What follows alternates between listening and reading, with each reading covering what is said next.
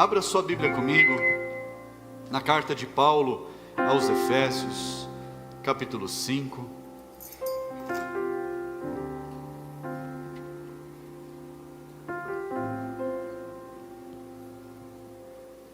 Efésios capítulo 5, a partir do primeiro versículo.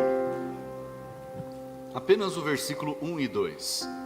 Leia comigo. Portanto, sejam imitadores de Deus como filhos amados e vivam em amor, como também Cristo nos amou e se entregou por nós como oferta e sacrifício de aroma agradável a Deus. Vamos ler novamente. Portanto, sejam imitadores de Deus como filhos amados e vivam em amor, como também Cristo nos amou e se entregou por nós como oferta e sacrifício de aroma agradável a Deus. Feche teus olhos, vamos falar com Deus. Senhor meu Deus e Pai, nós te bendizemos, Pai. Te agradecemos neste momento por podermos estar na tua casa, meu Deus, por poder ouvir da tua palavra. Senhor, fala conosco nesta manhã de uma forma poderosa, Pai. Que os nossos corações sejam transformados pelo Senhor, renovados no Senhor a cada dia, Pai. Usa, Senhor, a minha vida para falar daquilo que o Senhor quer falar à tua igreja, a cada um dos seus, Pai. Em nome de Jesus, amém. Diga amém, igreja. Assente-se no seu lugar. Aleluia. As cartas às igrejas, ao povo de Deus, eram conselhos que eram dados àqueles povos, mas os conselhos que eram dados a cada um dos povos, a cada uma das vilas, a cada uma das igrejas, esses conselhos servem para nós, porque nós pegamos por similaridade, por semelhança, o mundo em que nós vivemos, e nós aplicamos esses conselhos para a gente poder saber lidar com cada situação no dia a dia. E os conselhos de Pedro, de Paulo, dos apóstolos às igrejas, apesar de serem para aquele tempo, de nós enxergarmos culturalmente problemas que aconteciam naquele momento, religiosamente, politicamente, naqueles momentos, nós vemos muitos daqueles momentos, daqueles problemas, daquelas dificuldades, daquelas vivências também acontecendo no nosso meio, nos dias de hoje, seja no nosso trabalho, em casa, seja na nossa família, na igreja, onde nós vamos. A gente vê as semelhanças dos fatos. Apesar de 2000 anos separarem aquilo que está escrito da nossa vida diária, 2000 anos separam. É o tempo que existe entre aquilo que foi escrito e os dias de hoje. Mas nós vemos uma realidade daquilo que está escrito, nós podemos aplicar nos dias de hoje também. E esses conselhos de Paulo a Éfeso, eles eram conselhos para uma igreja que se mantinha firme, servindo a Deus com alegria, mas no meio de um lugar onde havia, ali é declarado como o trono de Satanás. Naquele lugar haviam potestades, principados, que dominavam ali aquele lugar, mas apesar de todas as dificuldades, de toda a problemática que existia ali, de toda a corrupção que existia ali, de todo o corrompimento dos bons costumes, a igreja se mantinha firme. E ali Paulo dá conselhos de como a igreja deve se comportar para poder passar naqueles dias, naquele tempo, naquele lugar, naqueles problemas. Paulo, inspirado por Deus, ele não fala para aquele povo: olha, aí é um lugar tenebroso, peguem as malinhas de vocês, saiam daí e vão para outra terra, para uma terra de mais paz, para vocês poderem ali fazer a sua comunidade, e vocês viverem ali em paz, em tranquilidade. Não, no meio dos problemas, Deus também nos dá vitória. E é no meio dos problemas que nós aprendemos e nós desenvolvemos novas habilidades, bons hábitos. Nós entendemos que nós não devemos nos corromper com o que está em volta, mas nós devemos nos manter firmes, apesar do cerco que a cada dia se torna mais fechado, mais estreito nas nossas vidas. E os conselhos ali eram para um povo que estava no meio de uma opressão muito grande. Abra sua Bíblia, ainda em Efésios, capítulo 5, mais para frente um pouco, a partir do versículo 13. A partir do versículo 13. Apesar de toda a corrupção, todo o corrompimento da sociedade, Paulo dá os conselhos, versículo 13 em diante. Diz assim: mas todas as coisas, quando reprovadas pela luz, se tornam manifestas, porque tudo o que se manifesta é luz. Por isso é que se diz: desperte, você que está dormindo, levante-se dentre os mortos, e Cristo o iluminará. Portanto, tenham cuidado com a maneira como vocês vivem, e vivam, não como tolos, mas como sábios, aproveitando bem o tempo, porque os dias são maus. Por esta razão, não sejam insensatos, mas procurem compreender qual é a vontade do Senhor. E não se embriaguem com o vinho, pois isso leva à devassidão, mas deixem-se encher do Espírito, falando entre vocês com salmos, hinos e cânticos espirituais, cantando e louvando com o coração ao Senhor, dando sempre graças por tudo a nosso Deus e Pai, em nome de nosso Senhor Jesus Cristo. Somente até aí. Aqui, quando Paulo ele aconselha, ele está falando do meio que cerca aquelas pessoas, do meio em que elas estão, e do passado dessas pessoas, porque elas estavam ali, e elas, no passado delas, elas eram corrompidas moralmente. Elas simplesmente viviam os costumes daquele lugar, viviam ali os hábitos daquele povo, daquele lugar, e haviam se convertido, haviam ouvido a palavra de Deus, haviam sido batizadas nas águas, haviam recebido o Espírito Santo, e estavam ali vivendo uma nova vida, no meio de podridão, no meio de devassidão, porque toda aquela cidade, todo aquele povo, vivia de forma desenfreada. Irmãos, não é diferente dos dias de hoje. A gente às vezes pode se assustar com algumas culturas que nós lemos com relação à palavra de Deus, com relação aos hábitos dos povos, mas nós precisamos entender os dias de hoje. Há um corrompimento da sociedade, há um corrompimento no meio dos jovens, das crianças. A gente vê pessoas, grupos, tentando corromper as crianças. E onde que está esse corrompimento? No celular, irmãos. Está na nossa mão, está na televisão, está na nossa frente, está na nossa cara. E às vezes a gente não enxerga.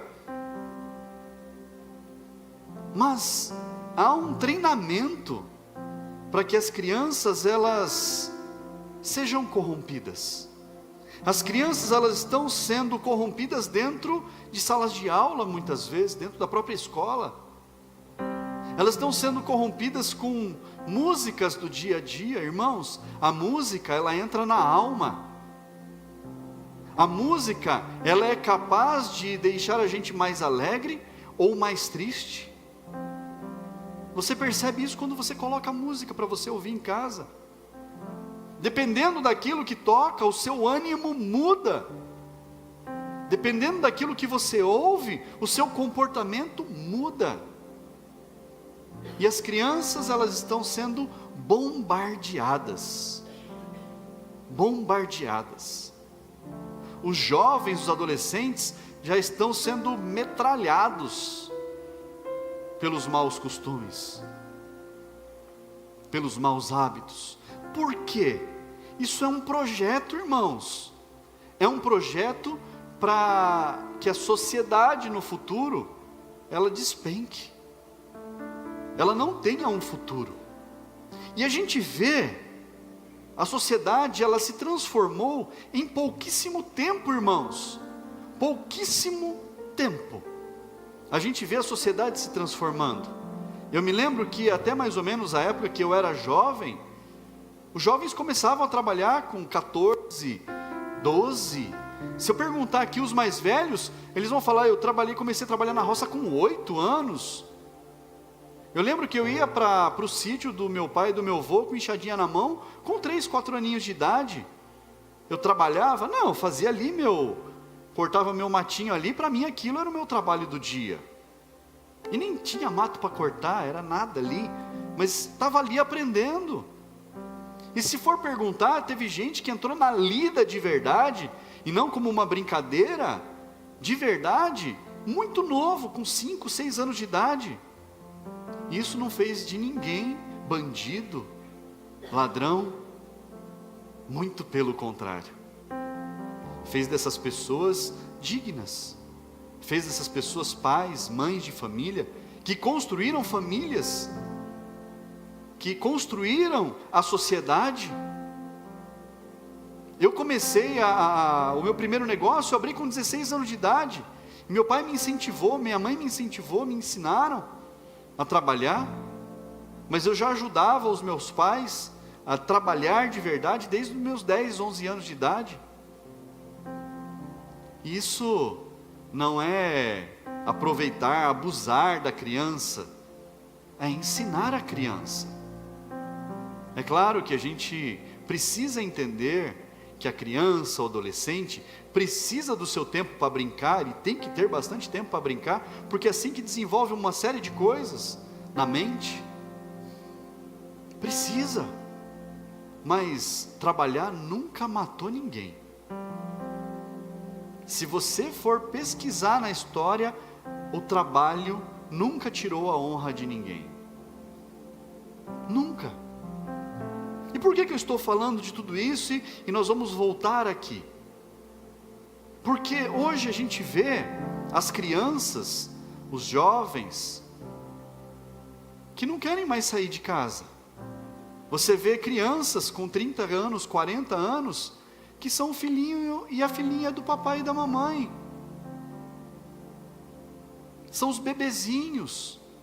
O papai e a mamãe precisam ainda carregar no colo. Você vê uma sociedade que ela foi corrompida. Os próprios pais se permitiram ser corrompidos, para terem a dosinha do filhinho e da filhinha. E aí cresce, o pai e a mãe morrem, o filho quer se matar porque não sabe como viver. E agora, o que eu faço da vida? Porque eu não tenho mais a minha roupinha limpa, lavada, porque eu não sei passar um pano numa casa, não sei varrer uma casa, não sei fritar um ovo. Estão compreendendo o que eu estou falando? Nós precisamos resgatar valores. E a igreja, ela é a parte da sociedade em que faz a diferença. A igreja é o contraponto com relação ao ritmo que a sociedade anda. E não é para frear o desenvolvimento, não é para frear o trabalho, não. Pelo contrário, é para fazer com que a sociedade ande mais rápido, para que a palavra de Deus se propague mais rápido, para que a sociedade cresça. E a gente, como sociedade, a gente só é capaz de crescer com os valores corretos, com os valores adequados. E aqui Paulo está trazendo um ajuste de valores. Ele começa dizendo aqui no texto que nós lemos: mas todas as coisas, quando reprovadas pela luz. O que é isso? Quando colocadas à prova, quando estes maus hábitos, estes maus costumes, estas distorções do que é a realidade da vida, são colocadas à luz, elas são reprovadas pela luz. e se tornam manifestas, elas aparecem a todos, porque tudo que se manifesta é luz. Então, quando nós somos levados à luz, nós passamos a ter compreensão que o nosso comportamento precisa ser readequado muitas vezes. E nós precisamos nos avaliar, e não achar que tudo o que a gente faz é certo. A gente precisa se reavaliar. Diariamente a gente precisa olhar para dentro de nós, à luz da palavra, e falar: será que o meu caminhar está indo corretamente? Será que eu estou fazendo o que precisa ser feito? Será que o meu comportamento está agradando a Deus, que é o principal? Será que tudo que eu estou fazendo está de acordo com a palavra de Deus? E aí o próprio Paulo usa um texto que era dito por todos. Por isso é que se diz: desperte, você que está dormindo, levante-se dentre os mortos e Cristo o iluminará. Desperte. E o tema dessa mensagem é desperte. Fala para quem está do seu lado: desperte. Em outras Bíblias diz assim: acorda. É acordar para a vida. Será que você não está indo para o inferno por causa das decisões erradas que você está tomando? Por causa de recalcitrar, dar murro em ponta de faca? Por causa de ficar batendo contra a própria palavra de Deus, seguindo às vezes costumes? Se alimentando muitas vezes daquilo que é sujeira, é lixo. Pastor, mas a palavra de Deus diz para nós ouvirmos tudo, lermos tudo e a gente reter o que é bom. Exato, mas nós temos a capacidade de filtrar. O que é filtrar? É tirar as impurezas, deixar aquilo que é sujo de fora. Eu posso escolher o que entra na minha casa, na televisão, no meu celular. Eu tenho essa capacidade de escolher. Eu tenho a capacidade de tomar decisões. Deus me deu essa capacidade. Cristo, quando nós o conhecemos, Ele nos trouxe para a luz. Não é para nós ficarmos à sombra, é na luz. E a luz revela aquilo que não é luz, irmãos. E isso nos confronta, bate de frente com a gente. Irmãos, e se a palavra de Deus não incomoda, se aquilo que é pregado não incomoda, é porque está sendo apenas um cafuné. E a gente não vem para a igreja para receber cafuné. Cafuné você recebe lá na sua cama, do seu cônjuge, dos seus pais. A igreja não é lugar de ficar afagando o ego, é lugar de confronto. A palavra de Deus nos confronta a nós melhorarmos, a nós mudarmos de vida. É um confronto.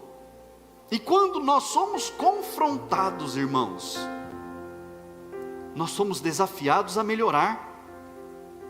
Quando o confronto vem sobre nós, ou a gente corre, a gente fala: não volto mais nessa igreja. Não volto porque não falou uma palavra agradável para mim. Não volto mais. Fiquei dodói. Faz biquinho. Ou você fala assim: não, eu sou um homem de Deus, eu sou uma mulher de Deus, eu aguento o tranco, Deus me fez para vencer, e eu vou pegar essa palavra, eu vou mastigar ela, eu vou regurgitar ela, eu vou digerir essa palavra, e essa palavra vai fazer um efeito na minha vida. É assim que homem e mulher de Deus lida com os confrontos. A gente precisa lidar. E lidar da forma correta. Não é correndo, não é fugindo, não é ficando dodói. É falar: não, eu vou me posicionar, eu vou tomar uma decisão. E a gente precisa considerar algumas coisas que a gente leu aqui. Porque aqui, irmãos, a gente pega pedaços da palavra, pedaços. E ali tem receitas fantásticas para os nossos comportamentos serem moldados segundo a vontade de Deus. E se nós lemos a palavra inteira, então nós seremos muito bem alimentados. Mas vamos por parte, porque a gente come por parte, não é assim? Nós nos alimentamos por parte.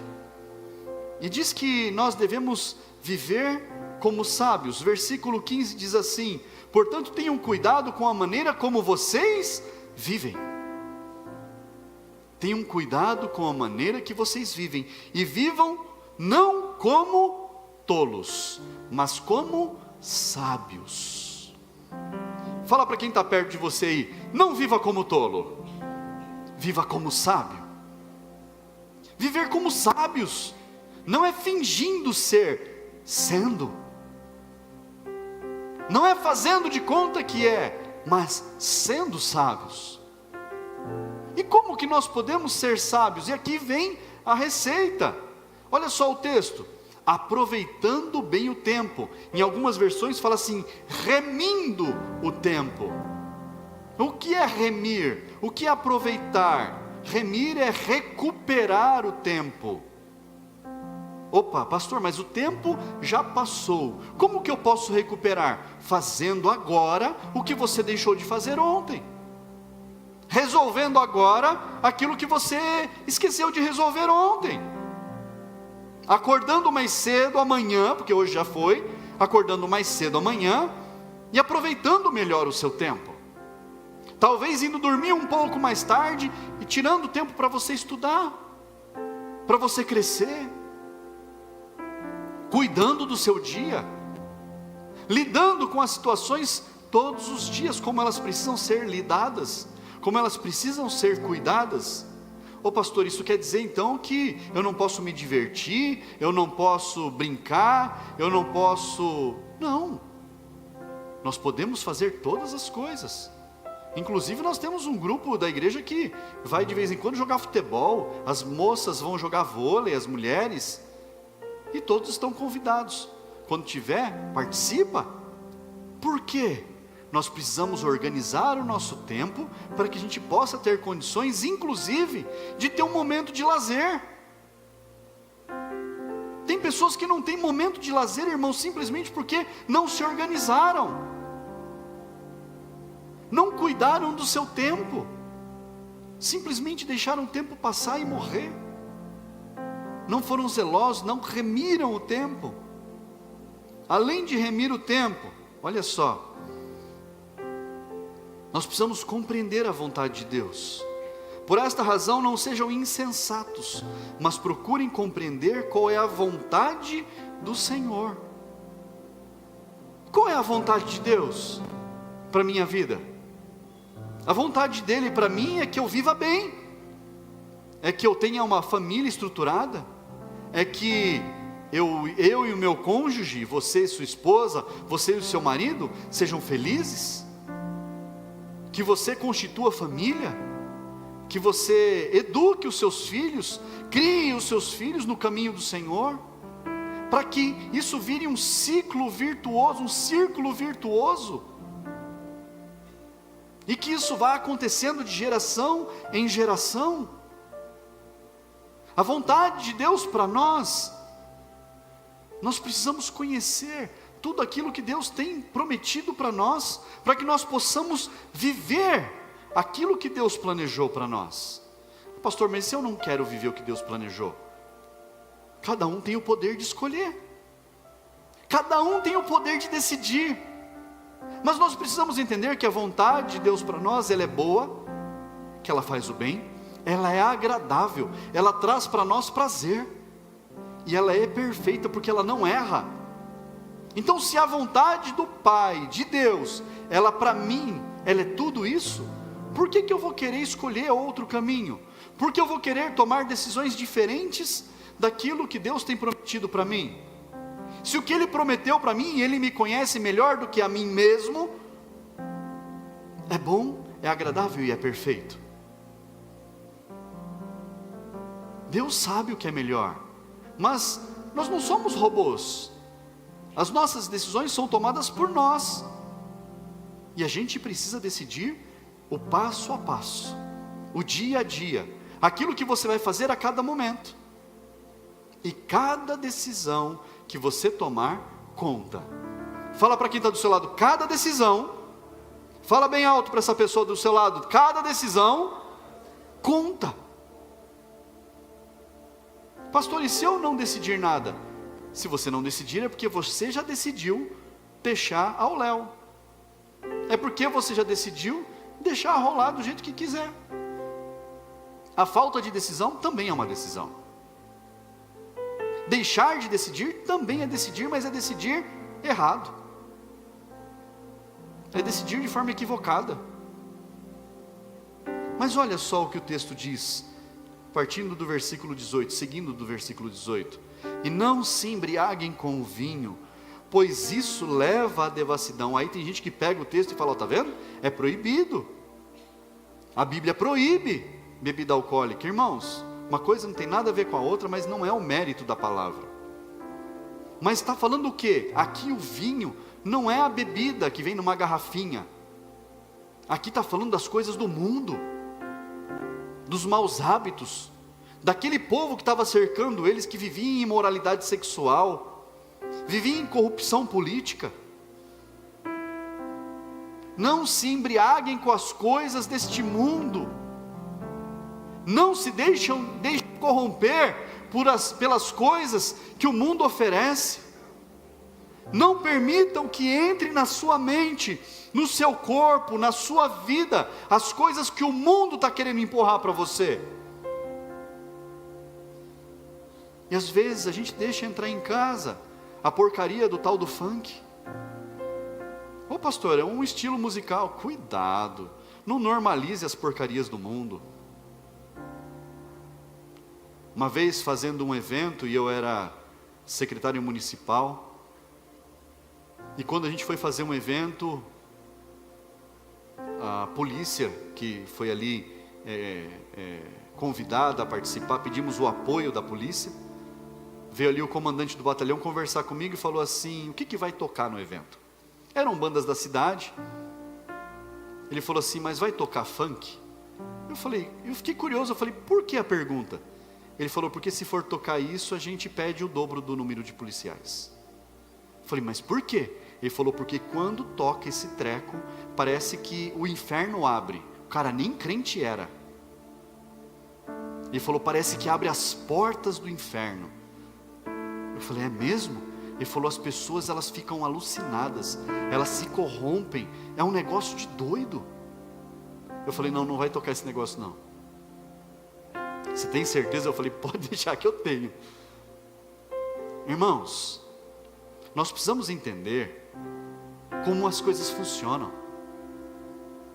Ô pastor, o senhor está descendo a lenha no estilo musical. Não é um estilo musical. É algo consagrado.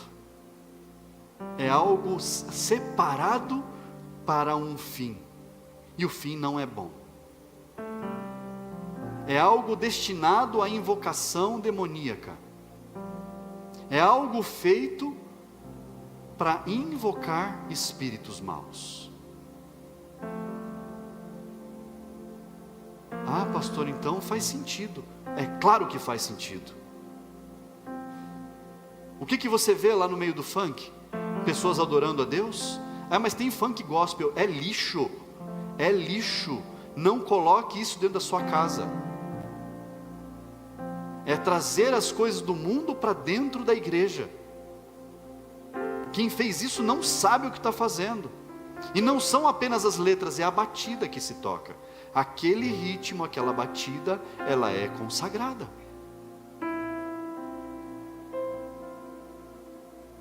Você só vê as meninas usando roupas indecentes. Aí os rapazes, eles fazem aqueles carros de som, que é algo que não entra na minha cabeça, mas entendendo os propósitos, aí faz sentido. E as meninas fazem ali um culto a Satanás, ao redor desses carros de som, e um mais alto que o outro. Vocês já viram isso? Ou só eu vi essa porcaria? É uma adoração, irmãos. e não é a Deus. E ali tem todo tipo de corrupção. Entenda as coisas que estão nos cercando. Entenda aquilo que quer corromper os seus filhos, que quer corromper a sua casa. É você que manda na sua casa, é você que toma as decisões no seu lar. Cuidado, não deixe com que as coisas do mundo invadam a sua casa, a sua mente, o seu corpo. Não permita. Não se embriaguem com o vinho, que leva ao quê? A devassidão, a perdição. Mas deixem-se encher pelo Espírito. Deixem-se encher pelo Espírito Santo. Pastor, como eu posso fazer para combater, para lutar contra essas coisas, para resistir a essas coisas? Porque a palavra de Deus diz que nós devemos resistir ao diabo, e se nós resistimos a ele, ele se aparta, ele foge de nós. Para resistir, irmãos, você precisa se embriagar com outra coisa. Você precisa se encher de outra coisa. O seu lar precisa estar repleto de outra coisa, que não é a devassidão. E olha o que está escrito, está aqui a receita. Versículo 19, falando entre vocês com salmos. O que é isso? Falando das coisas boas, falando de projetos, de sonhos, daquilo que você quer realizar, contando os testemunhos, hinos e cânticos espirituais. E aqui está fácil, cantando e louvando com o coração ao Senhor, colocando coisas boas dentro da sua casa, levando as coisas boas para dentro do seu lar, ouvindo coisas que edificam e não coisas que corrompem, mudando um hábito, adorando, louvando e colocando todo o coração na presença de Deus. Faça isso. Desperte, acorde,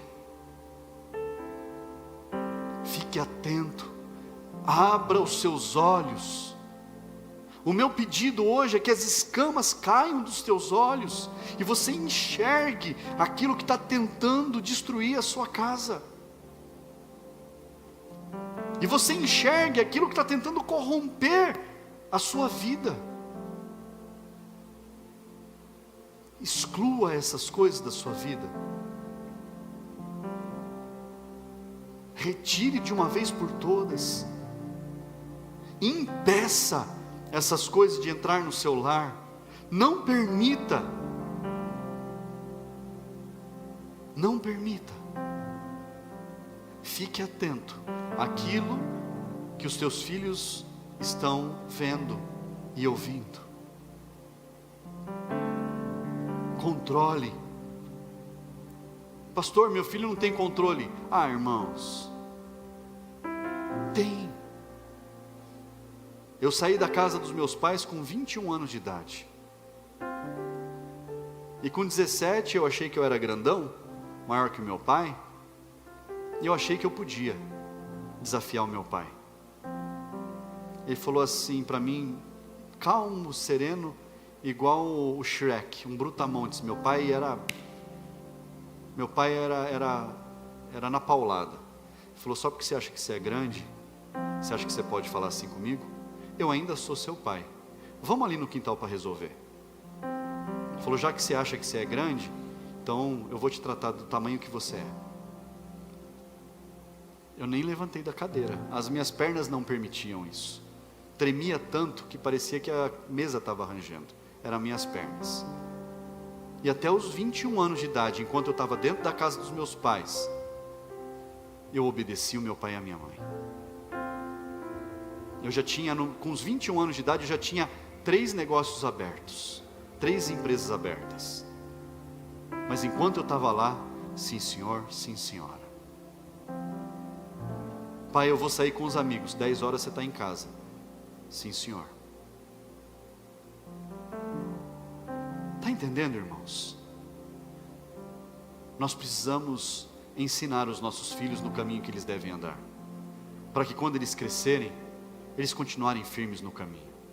Mas não é ensinar o caminho, é ensinar no caminho, junto. Dá a mão aqui, nós vamos juntos no caminho.